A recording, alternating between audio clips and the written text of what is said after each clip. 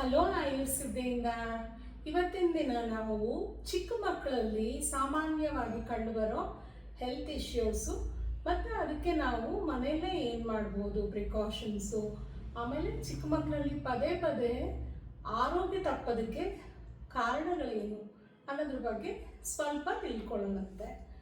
ಈಗ ಸಾಮಾನ್ಯ ದೊಡ್ಡವ್ರಿಗೂ ಚಿಕ್ಕವ್ರಿಗೂ ಏನು ವ್ಯತ್ಯಾಸ ಅಂದರೆ, ಚಿಕ್ಕ ಮಕ್ಕಳದು ತೂಕ ಕಡಿಮೆ ಇರುತ್ತೆ ಮತ್ತು ಇಮ್ಯುನಿಟಿನೂ ಅಷ್ಟು ಪೂರ್ತಿಯಾಗಿ ಬಿಲ್ಡ್ ಆಗಿರೋದಿಲ್ಲ. ಆದರೆ ಚಿಕ್ಕ ಮಕ್ಕಳಲ್ಲೂ ಎಲ್ಲ ಆರ್ಗನ್ಸು ಎಲ್ಲ ಫಾರ್ಮೇಷನ್ ಆಗಿರುತ್ತಲ್ಲ. ನಾವು ಸಾಧಾರಣ ತಿಳ್ಕೊಳ್ತಾ ಇರೋದು 5 ವರ್ಷದಿಂದ ದೊಡ್ಡ ಮಕ್ಕಳ ಬಗ್ಗೆ ನಾವು ಹೇಳ್ತಾ ಇರೋದು. ಹೇಗೆ ಅಂದರೆ, ಸಾಧಾರಣವಾಗಿ ಏನೇನಾಗುತ್ತೆ ಆ ಮಕ್ಕಳಲ್ಲಿ, ಜ್ವರ ಬರುತ್ತೆ, ಕೆಮ್ಮು ನೆಗಡಿ ಬರುತ್ತೆ, ಲೂಸ್ ಮೋಷನ್ ಆಗುತ್ತೆ.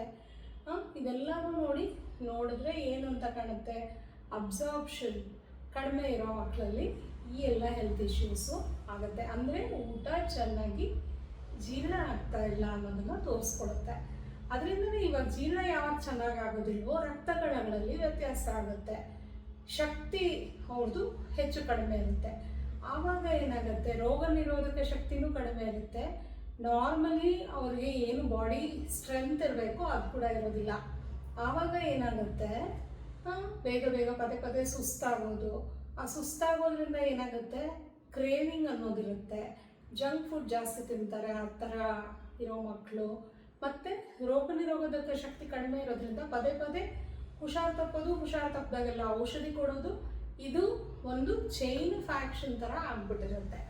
ಹಾಗಾಗಿ ನಾವು ಏನು ಮಾಡಬೇಕು ಅಂತಂದರೆ, ನಾವು ಮನೆಯಲ್ಲಿ ಎಲ್ಲ ರೀತಿಯ ತರಕಾರಿಗಳನ್ನ, ಹಣ್ಣುಗಳನ್ನ ನಾವು ತಿನ್ನೋ ಅಭ್ಯಾಸ ಮಾಡಿಕೊಂಡಾಗ ಏನಾಗುತ್ತೆ, ನಮ್ಮನ್ನು ನೋಡಿ ನಮ್ಮ ಮಕ್ಕಳು ಕಲಿತಾರೆ.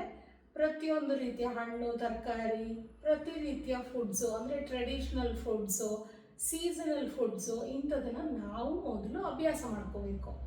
ಆವಾಗ ನಮ್ಮನ್ನು ನೋಡೇ ನಮ್ಮ ಮಕ್ಕಳು ಕಲಿಯೋದಲ್ವಾ, ಇದು ಒಂದು ಕರೆಕ್ಷನು.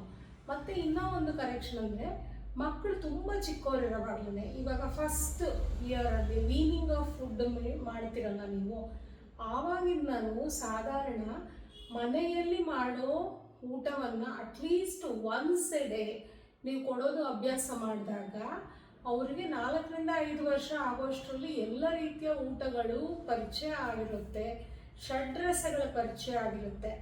ಆವಾಗ ದೇಹದಲ್ಲಿ ಜೀರ್ಣಶಕ್ತಿ ಚೆನ್ನಾಗಿರೋದ್ರ ಜೊತೆಗೆ ಅಬ್ಸಾರ್ಪ್ಷನ್ ಚೆನ್ನಾಗಿರೋವಾಗ ರೋಗ ನಿರೋಧಕ ಶಕ್ತಿ ತಂತಾನೆ ಹೆಚ್ಚಾಗುತ್ತೆ. ಇದನ್ನು ನಾವು ತುಂಬ ಸಣ್ಣ ಮಕ್ಕಳಿಂದಲೇ ಅಭ್ಯಾಸ ಮಾಡಿಸ್ಬೇಕು. ಆಮೇಲೆ ತುಂಬ ತೀರಾ ಮಕ್ಕಳಿಗೆ ಟಿ ವಿ ಮುಂದೆ ಕೂತ್ಕೊಂಡು ತಿನ್ನೋದು, ಮೊಬೈಲ್ ನೋಡ್ತಾ ತಿನ್ನೋದು, ಇಂಥ ಅಭ್ಯಾಸಗಳನ್ನ ನಾವೇ ಮಾಡ್ತಾ ಇರೋದನ್ನು ನೋಡಿನೇ ಅವರು ಕಲಿತಾರಲ್ವ. ಹಾಗಾಗಿ ಆದಷ್ಟು ಮಕ್ಕಳ ಮುಂದೆ ನಾವೇ ಮೊಬೈಲ್ ನೋಡ್ಕೊಂಡು ತಿನ್ನೋದು, ಟಿ ವಿ ನೋಡ್ತಾ ತಿನ್ನೋದು, ಈ ಥರದ ಅಭ್ಯಾಸಗಳನ್ನ ನಾವೇ ಕಡಿಮೆ ಮಾಡ್ಕೋಬೇಕು. ಎರಡನೇ ಇಂಪಾರ್ಟೆಂಟು. ಆಮೇಲೆ ಟೈಮ್ಗೆ ನಿದ್ರೆ ಮಾಡೋದು, ಟೈಮ್ಗೆ ಎದ್ದೇಳೋದು, ಈ ಅಭ್ಯಾಸನ ಮೊದಲು ನಾವು ಮಾಡಿಕೊಂಡು ನಮ್ಮ ಮಕ್ಕಳಿಗೆ ಮಾಡಿಸ್ಬೇಕು. ಇದೆಲ್ಲ ಮಾಡಿದಾಗ ಏನಾಗುತ್ತೆ, ಪದೇ ಪದೇ ಆರೋಗ್ಯದಲ್ಲಿ ವ್ಯತ್ಯಾಸಗಳಾಗೋದು ಹೆಚ್ಚು ಕಡಿಮೆ ಆಗಲ್ಲ. ಆಮೇಲೆ ಸೀಸನಲ್ ಚೇಂಜಸ್, ಅಂದರೆ ಇವಾಗ ಯಾವ ಸೀಸನ್ನಲ್ಲಿ ಯಾವ ಹಣ್ಣು ಯಥೇಚ್ಛವಾಗಿ ಸಿಗುತ್ತೋ ಅಂಥದನ್ನು ಚೆನ್ನಾಗಿ ಮಕ್ಕಳು ಉಪಯೋಗಿಸ್ಬೇಕು, ತಿನ್ನೋ ಅಂಥದ್ದನ್ನು. ಇವಾಗ ಮಾವಿನ ಹಣ್ಣಿನ ಸೀಸನ್ನಲ್ಲಿ ಮಾವಿನ ಹಣ್ಣು, ಅವರೆಕಾಯಿ ಸೀಸನ್ನಲ್ಲಿ ಅವರೆಕಾಯಿ, ಕಡಲೆಕಾಯಿ ಚೆನ್ನಾಗಿ ಸಿಕ್ಕುವಾಗ ಕಡಲೆಕಾಯಿ, ನೆಲ್ಲಿಕಾಯಿ, ಇಂಥದನ್ನೆಲ್ಲನೂ ನ್ಯಾಚುರಲ್ ಸೋರ್ಸಸ್ ಆಫ್ ಎಲ್ಲ ವೈಟಮಿನ್ಸು ಇರುತ್ತೆ. ಆ ಕಾಲಕ್ಕೆ ಭಗವಂತ ಅದನ್ನು ವಿಟಮಿನ್ ಪ್ಯಾಕೇಜ್ ಆಗಿ ಕಳಿಸಿರ್ತಾನೆ. ಅದನ್ನು ನಾವು ಕರೆಕ್ಟಾಗಿ ನಮ್ಮ ಮಕ್ಕಳಿಗೆ ಅಭ್ಯಾಸ ಮಾಡಿಸಿದಾಗ ಏನಾಗುತ್ತೆ, ಅವರಿಗೆ ಆ ಸೀಸನ್ನಲ್ಲಿ ಯಾವ ವ್ಯತ್ಯಾಸಗಳು ಕಡಿಮೆ ಆಗ್ತಾ ಬರುತ್ತೆ. ಮತ್ತು ನಿದ್ರೆಯಲ್ಲಿ ವ್ಯತ್ಯಾಸಗಳಾಗೋದು, ಹೆಚ್ಚು ಕಡಿಮೆ ಆಗೋದು ಹೆಲ್ತ್ಗೆ ಇನ್ನೊಂದು ತುಂಬ ಇಂಪಾರ್ಟೆಂಟ್ ರೀಸನ್. ಇವಾಗ ಬರೋ ಅರ್ಲಿ ಡಯಾಬಿಟಿಸು, PCOD, ಈ ಥರ ಕಾಯಿಲೆಗಳಿಗೆ ನಿದ್ರೆಯಲ್ಲಿ ಆಗೋ ವ್ಯತ್ಯಾಸಗಳೇ ತುಂಬ ಮಟ್ಟಿಗೆ ಕಾರಣ ಅಂತ ಇವಾಗಿನ ರಿಸರ್ಚ್ ತೋರಿಸುತ್ತೆ. ಹಾಗಾಗ್ಬಿಟ್ಟು ಮಕ್ಕಳಿಗೆ ನಿದ್ರೆ ಕರೆಕ್ಟಾಗಿ ಮಾಡೋದನ್ನ ನಾವು ಅಭ್ಯಾಸ ಮಾಡಿಸ್ಬೇಕು. ಮತ್ತು ಇನ್ನೂ ಒಂದು ಅಭ್ಯಾಸ ಏನು ಅಂತಂದರೆ, ದೈಹಿಕ ಶ್ರಮ ಇವಾಗಿನ ಮಕ್ಕಳಿಗಾಗೋದು ತುಂಬ ಕಡಿಮೆ. ಅವರು ಯಾವಾಗಲೂ ಒಂದು ಓದೋದು, ಇಲ್ಲ ಅಂತಂದರೆ ಮೊಬೈಲ್ನಲ್ಲಿ ಆಡೋದು, ಈ ರೀತಿಯ ಆ್ಯಕ್ಟಿವಿಟೀಸೇ ಈಗಿನ ಮಕ್ಳಿಗೆ ಸಾಧಾರಣ ಇರುತ್ತೆ. ಅದ್ರ ಜೊತೆಗೆ ನಾವು ಏನು ಅಭ್ಯಾಸ ಮಾಡಿಸ್ಬೇಕು ಅಂತಂದರೆ, ದಿನದಲ್ಲಿ 20 ನಿಮಿಷ ಆದ್ರೂ ದೈಹಿಕ ಶ್ರಮ ಇರುವಂಥ ಚಟುವಟಿಕೆ ಯಾವುದಾದ್ರೂ ಒಂದನ್ನು ಪ್ರತಿನಿತ್ಯ ಮಾಡೋ ಹಾಗೆ ನಮ್ಮ ಮಕ್ಕಳಿಗೆ ನಾವು ಅಭ್ಯಾಸ ಮಾಡಿಸ್ಬೇಕು.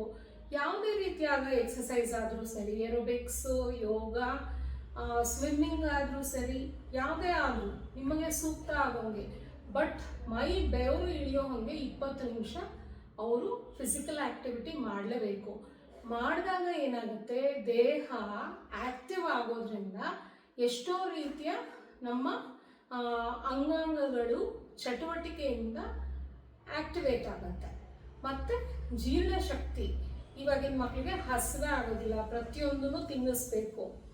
ಆವಾಗ ವಾಟ್ ವಿ ಅಡ್ವೈಸ್ ಈಸ್, ನೀವು ಕರೆಕ್ಟಾಗಿರೋ ಕಾರ್ಮಿನೇಟಿವ್ಸ್ ಅಂದರೆ ಮೆಣಸು, ಜೀರಿಗೆ, ಹಿಂಗು, ಶುಂಠಿ ಈ ಥರ ವಸ್ತುಗಳನ್ನ ಪ್ರತಿನಿತ್ಯ ಯಾವುದಾದ್ರೂ ಒಂದು ಊಟದಲ್ಲಿ ನೀವು ನಿರ್ದಿಷ್ಟ ಪ್ರಮಾಣದಲ್ಲಿ ಖಂಡಿತ ಕೊಡ್ತಾ ಹೋಗಿ.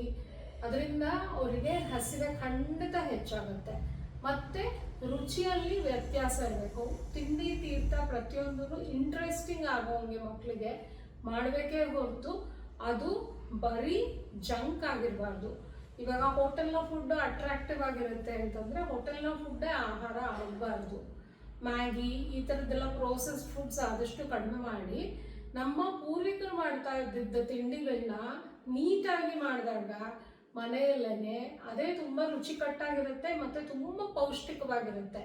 ಅಂಥದನ್ನು ಕಲಿತು ನಮ್ಮ ಮಕ್ಕಳಿಗೆ ಅಭ್ಯಾಸ ಮಾಡಿಸೋದ್ರಿಂದ ನಮ್ಮ ಮುಂದಿನ ಸೊಸೈಟಿನ ನಾವು ಭದ್ರ ಮಾಡ್ತಾ ಹೋಗ್ಬೋದು. ಇದರ ಬಗ್ಗೆ ಇನ್ನೂ ಹೆಚ್ಚಿನ ವಿವರಗಳು ಬೇಕು ಅಂತಂದರೆ ಆಯುರ್ಸಿದ್ಧಿಯನ್ನು ಸಂಪರ್ಕಿಸಿ. Thank you.